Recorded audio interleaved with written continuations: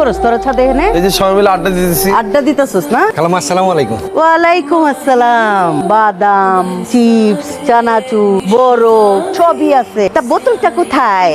আসসালামু আলাইকুম আন্টি। ওয়ালাইকুম আসসালাম আন্টি। কি আন্টিরে দেখে দাঁড়াইতে ইচ্ছা করে না? মা। কিসে? কি শুরু করলাম? চাপ শুরু করছে কি মানে? কি খবর আপনার? পিছনে কি? কিছু না আন্টি। কিছু নাই? দেখি হাত বাইক করেন। এই যে আন্টি। আরেকটা হাত বাইক করেন। আন্টি কিছু নাই। কিছু নাই না? দেখি বোতল দিয়ে বাইরে মাথা ভেঙে ফেলাম। মদ খোরে কে আম্মা কি শুরু করলা তুমি? সবার সামনে আমার একটা প্রাইভেসি আছে না? প্রাইভেসি আমার লাঠিটা কই? আম্মা আম্মা। পলাশ সাহেব, আন্টিকে আর 2-1 দিন অবজারভেশনে রেখে তারপর বাড়িতে নিয়ে যেতে পারবেন। ডাক্তার আমার আম্মা তো আমাকে চিনতে পারতেছে না। টেনশন করবেন না, ব্রেন স্ট্রোক করেছে তো একটু তো প্রবলেম হবে। ওনার সাথে একটু কম কথা বলুন। স্পেশালি আপনার যারা আত্মীয় স্বজন আছে তাদেরকে একটু কম ঘেঁষতে দিবেন তার কাছে। উনি যখনই জোর করে কাউকে চিনতে চেষ্টা করবেন ওনার ব্রেনে প্রেশার পড়বে। আপনি আন্টির টেক কেয়ারের জন্য একজন নার্স নিতে পারেন। আপনার মা, তার খেয়াল আপনাকে রাখতে হবে। দ্রুত উনি সবাইকে চিনতে পারবেন। আশা